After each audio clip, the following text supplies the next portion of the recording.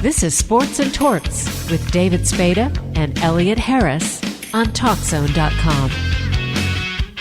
I get to talk to someone who not only played for the Miami Dolphins and is in the NFL Hall of Fame, he also played for a school that's near and dear to my heart, even though I didn't go there, the University of Notre Dame. Nick Buoniconti. How you doing, Nick? I'm doing great, thank you, guys. Are you doing as good as Notre Dame is this year? Notre Dame is it's turning out to be a miracle season for the Irish, and I think everybody would say in the beginning of the year if anybody would have thought they would have been undefeated going into the final game with Southern Cal, the odds probably would have been 1,000 to 1. Now, how did you end up growing up in Springfield, Massachusetts, attending South Bend at Notre Dame? Well, I had a couple good influences for that. One was Angelo Bertelli, who was the Heisman Trophy winner. If you remember back, I guess it was in the 40s, and he was from West Springfield. Well, he was from West Springfield, Mass, and he went to my high school. And he was just a great all-around athlete. And there was another man who went to my high school, graduated 2 years before me. His name was Joe Schiavelli. And Joe ended up not finishing at Notre Dame, but he influenced me to at least take a visit out there. And being a small kid from an Italian family and living in an all-Italian neighborhood, and not really being exposed socially to some of the finer things in life. I was really enamored with the fact when my father and I took a trip out there. We just became enamored with the entire situation, tradition, and the history of Notre Dame and the founding of it. My father saw it, and the thing that sort of captured us was the Golden Dome. And my father saw the Golden Dome and all its splendor, the beautiful bay. He says, "This is where you're going to school." And so he helped me make that decision, and I never regretted it. In Notre Dame, I mean, when you started, there was one coach, and then Ara Parsegian goes from Northwestern to Notre Dame. What, halfway through your career there? Well, no, it was my freshman year. I was recruited by Terry Brennan and his staff. He had a great bunch of assistant coaches, and what ended up happening is at Christmas time of my freshman year, they let Terry Brennan go, which I thought was not a great decision on the part of the university, because I thought Terry Brennan, was a very good coach, and I really liked his assistants. But anyway, that Terry Brennan was fired at Christmas time, and it was really much to my dismay, because I thought he had a terrific coaching staff, and I really enjoyed being with those people. And the university went out and they hired an extra Notre Dame guy by the name of Joe Kuharich. And Kuharich, I guess, he had been coaching at the Washington Redskins, and he came, and the next 3 years under Kuharich were probably as grim of 3 years that anybody could ever have, and play major college football. He just didn't understand how to coach young players. I mean, he tried to bring a pro system into a college atmosphere.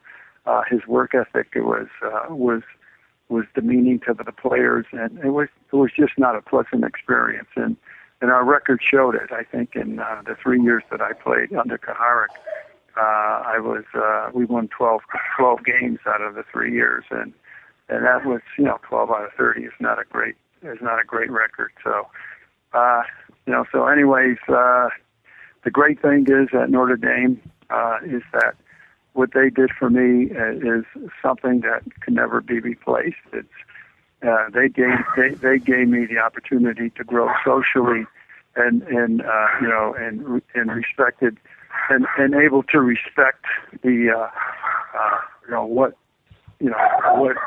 my family brought me up to be, and that is respect your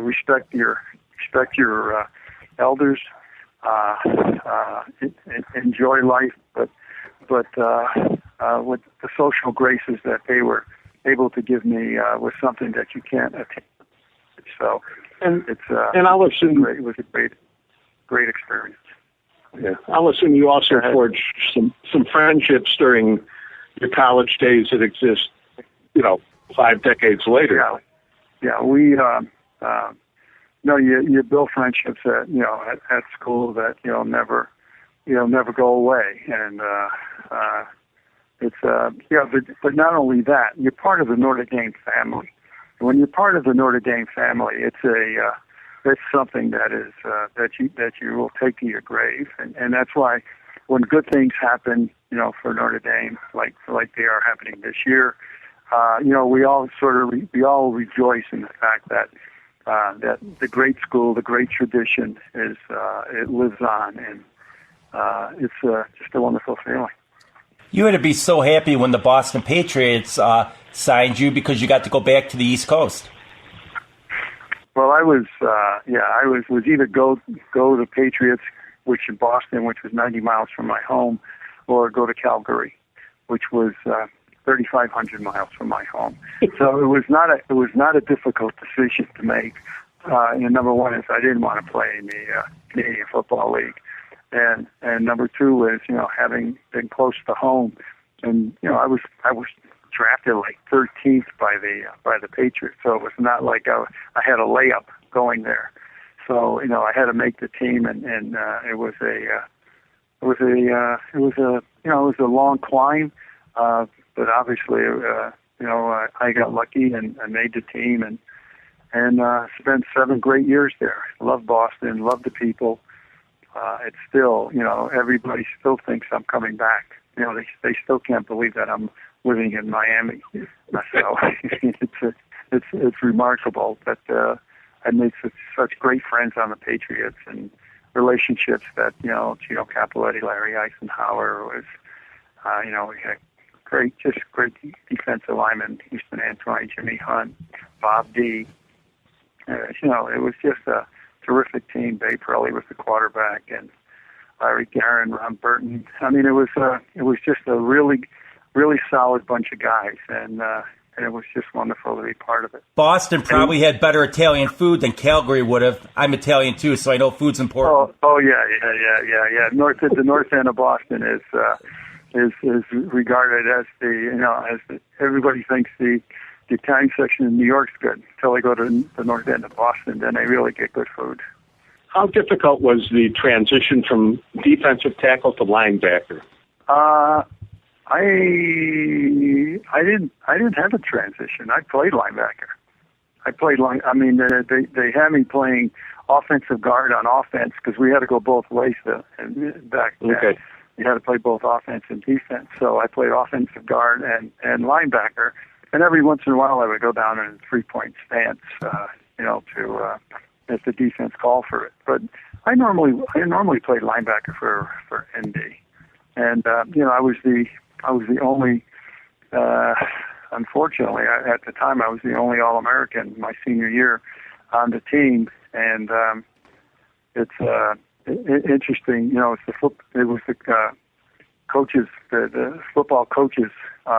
College football coaches All-American team, and it wasn't the Kodak team. So because it wasn't the Kodak team, and I'll never forget it, I was beaten out by a guy by the name of Joe Romick from Colorado, and Romick had a 4.0 average and was an engineer, and that's the last you heard of him. But anyway, it was something, and because of that, it's kept me out of the College Football Hall of Fame. That's the only Hall of Fame that I'm not in. I'll tell you what. Yet I was a first-team All-American, but yet it wasn't the Kodak team. Oh. So you probably don't buy Kodak products. So maybe you guys can champion my your cause. We'll pick it up. I'll tell you one thing. I'm sure you don't buy Kodak products to this day. No. Thank God they went out of business. So after all your success with the Patriots, to be traded to the Miami Dolphins, what was that like? What went through your head when you heard that? Well, it was obviously what ended up happening is Mike Holloway was fired they brought Cleve Rush in from the New York Jets, and Cleve's claim to fame was he coached Joe Namath, and Joe Namath beat the Baltimore Colts in the Super Bowl. So I mean, that was his claim to fame. And the first thing he did basically was, without even talking to me, he said that I was making too much money. I think I was making $30,000 a year. And he said I was making too much money, and I was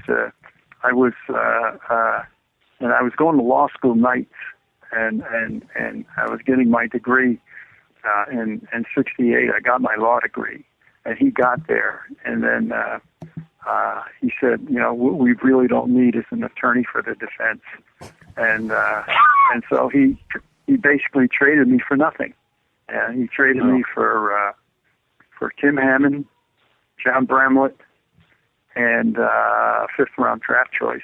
And that was the best player. I mean, no, not. I'm not going to say that, but I was one of the best players on the team. And Miami was on its way up there because Shula took over as head coach, and with Mercury Morris. No. That was, I got traded in '69. Right. You were there before Shula. I was there 1 year before Shula, and that was George Wilson was the coach, and things didn't change until Shula got there, and then when he got there, things dramatically changed. Because Shula knew what he was doing. I mean, he goes from the Colts, where he had a very successful team, and he comes over there, and your defense was absolutely stellar.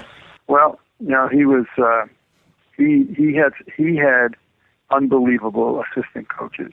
I mean, all the way from Monty Clark on the offensive line, to Bill Arnsberger and the defensive coordinator, and we had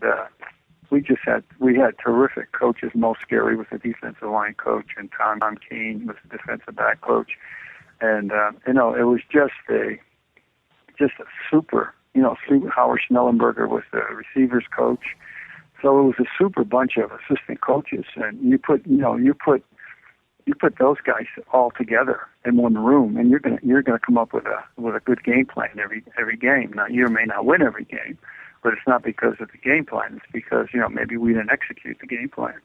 But it was a stellar group of assistant coaches, and Don was I always say this. The great thing about Don Shula and me is the fact that not only did I learn a lot of football from Don, but he really is the most highly principled individual I've ever been around in the game of football. And I took those into my business life, and it really helped me succeed. And he's just a super leader. You also had a general manager, Joe Thomas, right? Who was pretty adept. Joe Thomas traded for me. He traded for Paul Warfield. He traded for he made the Larry Little trade. So he was instrumental also in helping us.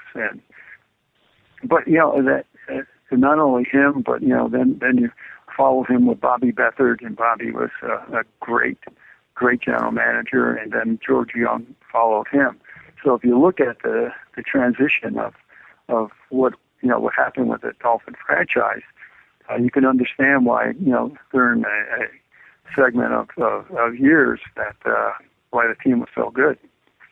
Because back at that time, there wasn't a lot of trading in the NFL. Till this day, they still don't trade, and he trades for 3 Hall of Famers, and you, Little, and Paul Warfield. Yeah, and then he also traded for Marv Fleming. He picked up Wayne Moore on waivers. He picked up Jim Langer on waivers. He picked up Bob Kuchenberg on waivers. And so you got Langer, Hall of Fame, Kuchenberg, who should be in the Hall of Fame, and why it's a travesty that he's not in the Hall of Fame. I don't understand. I still to this day don't understand that. And then you had Wayne Moore, who was a great tackle for us. And along the way, he picked up Doug Swift, our starting linebacker. Mike Colin was drafted. So I mean, all in all, it was a pretty good way to reap the harvest. Now, did the players embrace the name, the no-name defense? Yeah, I mean, it was funny because you know how it happened.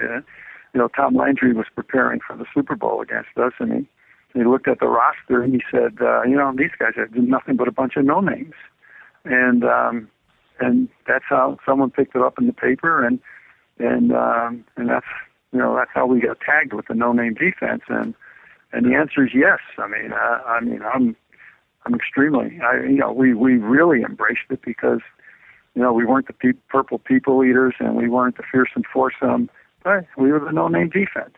And it was something that I think we all embraced.